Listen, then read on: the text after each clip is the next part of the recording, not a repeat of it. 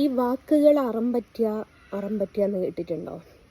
ഇന്നലെ ലൈവിൽ വന്ന സമയത്ത് ഒരുത്തൻ എന്നോട് ചോദിച്ചൊരു ചോദ്യമാണ്, ചേച്ചി നാട്ടിൽ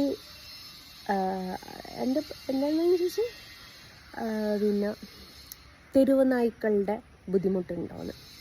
അപ്പം ഞാൻ അവനോട് കളിയാക്കുകയും ചെയ്തിട്ട്, തെരുവ് നായ്ക്കളുടെ ബുദ്ധിമുട്ടുണ്ടെങ്കിൽ നീ പട്ടിപിടുത്തത്തിനായിട്ട് ഇറങ്ങിക്കോ എന്ന് പറഞ്ഞു. ഇന്ന് എൻ്റെ വീട്ടിൽ എൻ്റെ പിള്ളേരുടെ പുറകെ നായി ഓടി, ഭാഗ്യത്തിനൊന്നും പറ്റിയില്ല കേട്ടോ. അപ്പോൾ ഈ അറം പറ്റുക എന്നൊക്കെ പറയുന്നത് വല്ലാത്തൊരു സംഭവം തന്നെയാണ് ഗൈസ്. ചെറുതായിട്ടൊന്ന് ടെൻഷനായിപ്പോയി. ഇവിടെയൊക്കെ ഈ ഏരിയയിൽ എല്ലാവരും ഈവനിങ് നടക്കുന്ന സമയത്തല്ലേ, രാവിലെ നടക്കുന്ന സമയത്തൊക്കെ ഒരു വടി കയ്യിൽ മസ്റ്റായിട്ട് പിടിക്കും. എന്നുവെച്ചാൽ അത്രമേൽ നായുടെ ശല്യം ഞങ്ങളുടെ ഈ ഏരിയയിലുണ്ട്. പക്ഷെ എവിടെ പോയിട്ട് കംപ്ലയിൻറ്റ് ചെയ്യണമെന്നൊന്നും അറിയും. കുറേ ആൾക്കാർ പോയി മുനിസിപ്പാലിറ്റി പോയി കംപ്ലയിൻറ്റ് ചെയ്തു, എന്നിട്ട് അവർക്ക് തന്നെ ഒന്നും ചെയ്യാൻ പറ്റുന്നില്ല എന്ന് പറഞ്ഞു. പിന്നെ നമ്മൾ എവിടെ പോയി, ഈ മനോജ് കെ ജയൻ പറഞ്ഞതിൻ്റെ അതിൽ എന്തേലും ഉണ്ടേ വിളിച്ചാൽ മതി, ആരെ തമ്പുരാനെ, അതാണ് അവസ്ഥ. അപ്പോൾ നായൊക്കെ അങ്ങനെ ഓടിക്കുന്നൊരു സമയത്ത് നമുക്ക് തമ്പുരാനെ വിളിക്കല്ലാതെ വേറെ ഒരു മാർഗ്ഗമില്ല ഗൈസ്. അപ്പോൾ ജസ്റ്റ് മിസ് എന്ന് പറഞ്ഞതിൻ്റെ അതിലാണ് അവർ നായ്ക്കളുടെ കയ്യിൽ നിന്ന് രക്ഷപ്പെട്ടത്. നമ്മളൊക്കെ ഒരുപാട് വീഡിയോസ് കാണാറുണ്ട്, തെരുവ് നായ്ക്കൾ കടിക്കാൻ വന്നതും തെരുവ് നായ്ക്കളുടെ അടുത്തുനിന്ന് പിള്ളേർ രക്ഷപ്പെട്ടതൊക്കെ ആയിട്ട്. പക്ഷേ ഇതിനൊരു പോംവഴി ഇല്ല എന്നുള്ളതാണ് സത്യാവസ്ഥ. നമുക്ക് ആരോട് പറയാൻ പറ്റും? ആരോടും പറഞ്ഞിട്ട് കാര്യമില്ല. അപ്പോൾ ഈ പിള്ളേരെ കാര്യത്തിലാണ് പേടി. വലിയവർക്കാണ് എങ്ങനെയെങ്കിലും പ്രതിരോധിക്കാമെന്ന് വിചാരിക്കുക, പക്ഷെ പിള്ളേരെന്ത് ചെയ്യും? അപ്പം ഞാൻ സീരിയസ് ആയിട്ടാണ് പറഞ്ഞത്, ഞങ്ങളുടെ ഈ ഒരു ഭാഗത്തേക്ക് എല്ലാവരും ഒരു വടിയുമായിട്ടാണ് രാത്രിയാകുമ്പോഴോ അല്ലെ രാവിലെയൊക്കെ നടക്കാൻ പോകുന്ന ആൾക്കാർ ഒരു വടിയും എടുത്തിട്ടാണ് എപ്പോഴും നടക്കൽ. കാരണം അത്രമേൽ ഈ പേപ്പട്ടി ശല്യമുള്ളൊരു ഏരിയ ആണിത്. പക്ഷേ ആർക്കും ഒന്നും ചെയ്യാൻ പറ്റില്ല.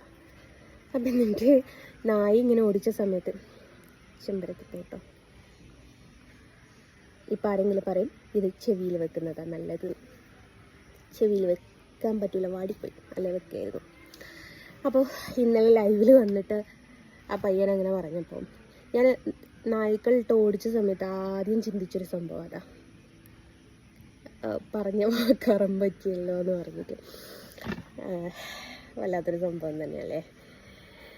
നായ്ക്കളുടെ ശല്യം ഇതുവരെ എൻ്റെ പിള്ളേരുടെ ഭാഗത്തേക്കൊന്നും വന്നിട്ടില്ലായിരുന്നു. ഞാനെപ്പോഴും പറയും, സ്കൂളിലൊക്കെ പോയിട്ട് വരുന്ന സമയത്ത് അഥവാ നായ്ക്കൾ ഓടിക്കുക വെച്ചാൽ ബാഗ് എടുത്തിട്ടാണെങ്കിൽ എറിയണം, നിങ്ങൾ ബാഗ് പോവും മറ്റേത് പോകുന്നൊന്നും ചിന്തിക്കരുത്, എന്താണോ കൈ കിട്ടുന്ന എടുത്ത് എറിഞ്ഞോളണം എന്നൊക്കെ പറയുമായിരുന്നു. അപ്പം അതേ എൻ്റെ മോളെ എവിടുന്നോ പറിച്ചു കൊണ്ടുവന്നതാ, നാടൻ ചെമ്പരത്തിയല്ല കേട്ടോ. അപ്പോൾ ഇത് കിട്ടിയപ്പം നല്ലൊരു കളറ്, എനിക്ക് ഭയങ്കര ഇഷ്ടമുള്ളൊരു കളറായത്. അപ്പം അങ്ങനെയാണ്. അപ്പം ഞാൻ വിചാരിച്ചു അതിനെക്കുറിച്ചൊരു വീഡിയോ ചെയ്തിട്ടോ 4 ആളോട് പറഞ്ഞിട്ടോ 10 പേർ അറിഞ്ഞിട്ടോ ഒരു കാര്യമില്ലാത്തൊരു സംഭവമാണ്. അതിനെയാണ് ഞാനിങ്ങനെ പറഞ്ഞുകൊണ്ടിരിക്കുന്നത്. പക്ഷെ എന്ത് ചെയ്യാം എന്നുള്ള ഒരു ഓപ്ഷനും ഇല്ലാത്തൊരു സംഭവമാണ്. അപ്പം ജസ്റ്റ് പറഞ്ഞ് മനസ്സുഖം അത്ര തന്നെ, അല്ലാതെ വേറെ ഒരു കാര്യമില്ല ഗൈസ്. അപ്പം അങ്ങനെയാണ്. ചുമ്മാ ഈ വീടിൻ്റെ മുറ്റത്തായിട്ടൊരു മാവുണ്ട്, അവിടെ ഇരിക്കുകയാണ്, ചെമ്പരത്തി പൂവായിട്ട്.